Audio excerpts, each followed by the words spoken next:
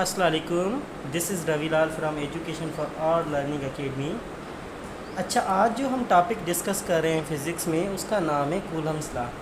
अच्छा, ये जो कूलम्स लॉ है ये हमें बताता है कि दो जो चार्जेस होते हैं, जिसको हम एक को कहते हैं पॉजिटिव चार्ज, दूसरे को कहते हैं नेगेटिव चार्ज, वो आपस में कैसे अट्रैक्ट करते हैं या कैसे वो आपस में रिपल करते हैं। अट्रैक्ट का मकसद है अपनी तरफ से धकेलना, और जो रिपल का मकसद है पुश अवे। अब ये देखिए, ये जो लॉ दिया था फर्स्ट टाइम, ये जो लॉ दिया था 1785 में, किसने दिया था? एक फ्रेंच फिजिस्ट था जिसका नाम था चार्ल्स ऑगस्टिन डी कूलम। ये लॉ बेसिकली इसने दिया था। लास्ट टाइम ये भी सवाल आया था कि कूलम्स का फुल नेम क्या है, तो वहाँ पर बहुत सारे ऑप्शन थे, बहुत सारे कैंडिडेट ने ये सवाल गलत किया था।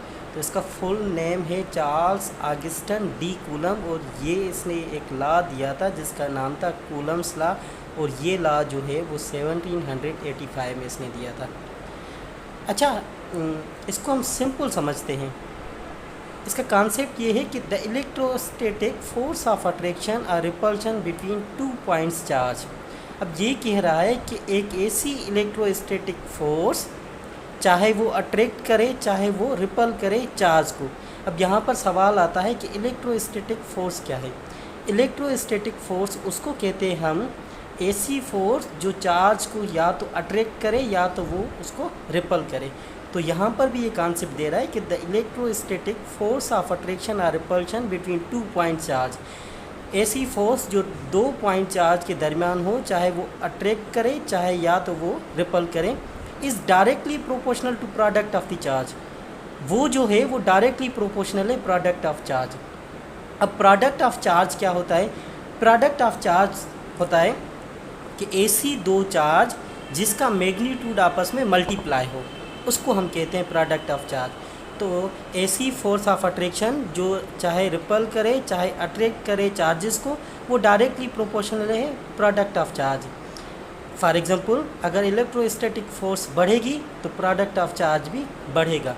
अगर इलेक्ट्रोस्टैटिक फोर्स कम होगी तो हमारा प्रोडक्ट ऑफ चार्ज जो है वो कम होगा। तो हम सिंपल कह सकते हैं इलेक्ट्रोस्टैटिक फोर्स जो है वो डायरेक्टली प्रोपोर्शनल है प्रोडक्ट ऑफ चार्ज। और इलेक्ट्रोस्टैटिक फोर्स उसको कहते हैं जो ऐसी फोर्स जो चार्ज के दरमियान हो, चाहे वो पॉजिटिव चार्ज हो, नेगेटिव चार्ज हो, चाहे वो एक दूसरे को अट्रैक्ट करे या चाहे वो एक दूसरे को रिपल करे, वो प्रोडक्ट ऑफ चार्ज के डायरेक्टली प्रोपोर्शनल है। प्रोडक्ट ऑफ चार्ज उसको कहते हैं जिसका मैग्नीट्यूड जो है वो आपस में मल्टीप्लाई हो।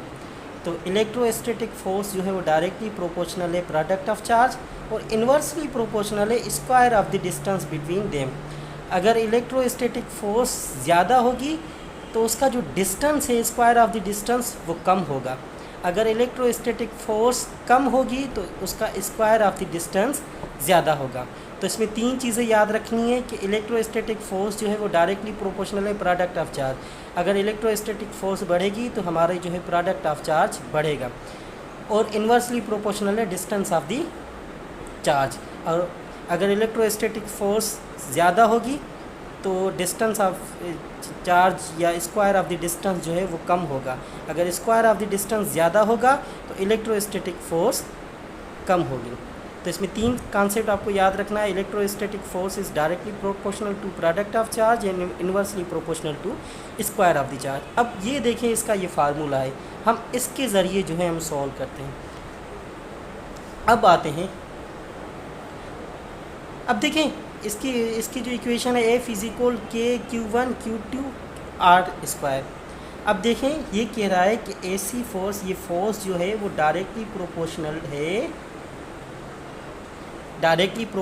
Product of charge. अब प्रोडक्ट ऑफ चार्ज क्या है? ये चार्ज है, इनका आपस में मैग्नीट्यूड होगा, और इन मैग्नीट्यूड को आपस में हम क्या करेंगे? मल्टीप्लाई करेंगे। अगर फोर्स बढ़ेगा तो इनका जो मैग्नीट्यूड है जो इससे आपस में मल्टीप्लाई होगा, Q1 का Q2 का, ये आपस में बढ़ेगा, और इसका जो स्क्वायर ऑफ द डिस्टेंस है वो कम होगा। अगर स्क्वायर ऑफ द डिस्टेंस ज़्यादा होगा तो हमारे पास फोर्स कम होगी। तो कह सकते हैं force is directly proportional to the product of charge and inversely proportional to the square of the distance. अब यहाँ पर सिंपल जो न्यू स्टूडेंट है उसके लिए कॉन्सेप्ट है कि Coulomb's law tell us how strongly two charges push और pull each other. Coulomb's law हमें ये बताता है कि ये जो दो चार्ज होते हैं इसको हम एक को कहते हैं पॉजिटिव, एक को कहते हैं नेगेटिव। ये आपस में कैसे पुश करते हैं, कैसे पुल करते हैं। अब आपको पता है जो दो सेम चार्जेस होती हैं पॉजिटिव पॉजिटिव, वो आपस में रिपेल करती हैं। उसका मकसद, रिपेल का मकसद है पुश अवे, वो आपस में एक दूसरे को धकेलती हैं। और जो अनलाइक चार्ज हो, जो डिफरेंट चार्ज हो, जैसे पॉजिटिव और नेगेटिव, ये आपस में क्या करते हैं, अट्रैक्ट करते हैं। तो यहाँ पर हमने फार्मूला लिखा मैथमेटिकल इक्वेशन कूलम्स लॉ का, ये है कि F इज इक्वल के Q1 Q2 divided by are square. अब यहाँ पर आता है कि ये बेसिकली है क्या, तो यहाँ पर फोर्स है, फोर्स F का मकसद है फोर्स बिटवीन चार्जेस। जैसे इलेक्ट्रोस्टैटिक्स फोर्स हमने वहाँ पर डिस्कस किया था, उसका सिंपल तरीका ये है, कॉन्सेप्ट ये है कि ऐसी फोर्स जो आपस में दो चार्जेस के दरमियान हो। F का मतलब है चार्जेस के दरमियान फोर्स। अब Q1 और Q2 ये आपस में, ये दोनों जो है ना, इसको हम कहते हैं चार्जेस। ये दोनों आपस में चार्जेस हैं। अगर इनका मैग्नीट्यूड हम मल्टीप्लाई करें तो उसको हम कहते हैं प्रोडक्ट ऑफ चार्ज। तो Q1 Q2 हमारे पास जो है वो चार्जेस हैं। अब यहाँ पर R जो है हमारे पास, वो है डिस्टेंस बिटवीन चार्जेस। ये जो चार्ज है इनके दरमियान आपस में डिस्टेंस कितना है, वो हमें जो है R बताता है। और यहाँ पर एक वर्ड है के हमेशा जो है कूलम्स लॉ में कांस्टेंट होता है, और के की वैल्यू जो है वो 9 × 10⁹ होती है।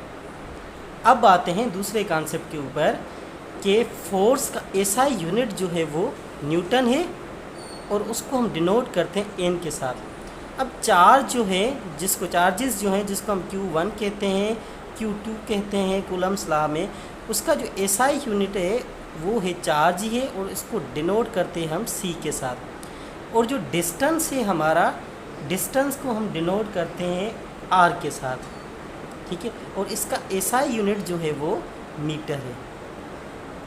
तो कूलम्स लॉ में हमने ये पढ़ा कि फोर्स, ऐसी इलेक्ट्रोस्टैटिक फोर्स जो डायरेक्टली प्रोपोर्शनल है मैग्नीट्यूड ऑफ द चार्ज और प्रोडक्ट ऑफ द चार्ज।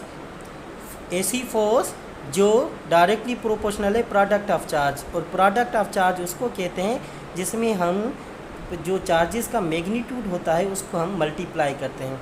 और इन्वर्सली प्रोपोर्शनल होता है स्क्वायर ऑफ द डिस्टेंस।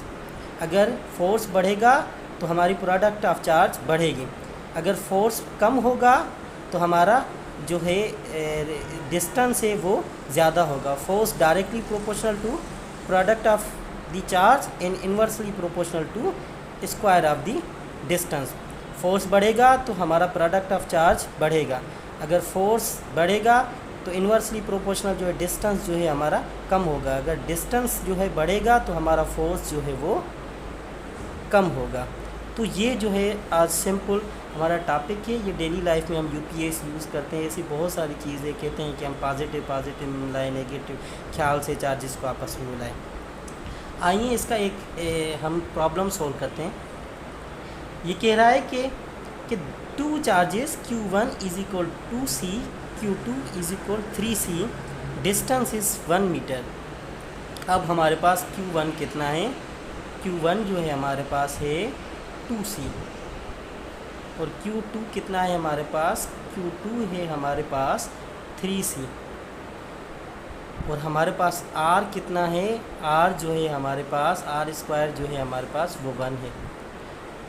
और हमें पता है कि जो है वो कांस्टेंट होती है, उसका वैल्यू है 9 × 10⁹। अब देखें इसके ऊपर हम जो है वो कूलम्स लॉ का फार्मूला यूज़ करेंगे, वो ये है F इज इक्वल के Q1 Q2 divided by R²। अब देखें F इज इक्वल के, ये हम फार्मूला पुट करें Q1 × Q2 divided by R²। अब हमें पता है कि F इज इक्वल के का वैल्यू जो है वो 9 इंटू 10⁻9 है। ब्रैकेट Q1 हमारे पास कितना है, Q1 हमारे पास 2 है, कोई भी निशानी नहीं है, इसको हम मल्टीप्लाई करेंगे। Q2 हमारे पास 3 है, ब्रैकेट ओवर डिवाइडेड बाय 1, और 1 के ऊपर हमें पता है r² है, 1 के ऊपर हम पावर देंगे। अब देखें इसका सिंपल तरीका है, 1 के ऊपर 1 पावर है, इसको मतलब है 1 1 ही रहेगा। अब देखें आप सिंपल जो है इसको 2 को 3 के साथ मल्टीप्लाई करें। 2 को जब 3 के साथ मल्टीप्लाई करेंगे आंसर आएगा हमारा 6, और 6 को जब हम 9 से मल्टीप्लाई करेंगे तो हमारा आंसर आएगा, 9 को 6 के साथ मल्टीप्लाई करेंगे तो हमारा आंसर आएगा 54 इंटू ये जो हमारा 10 पावर है ये हम लास्ट में दे सकते हैं 54 इंटू 10⁻9। तो हमारे पास मालूम हुआ कि इनके दरमियान जो फोर्स है वो है 54 इंटू 10⁻9। आई होप आपको समझ आया होगा।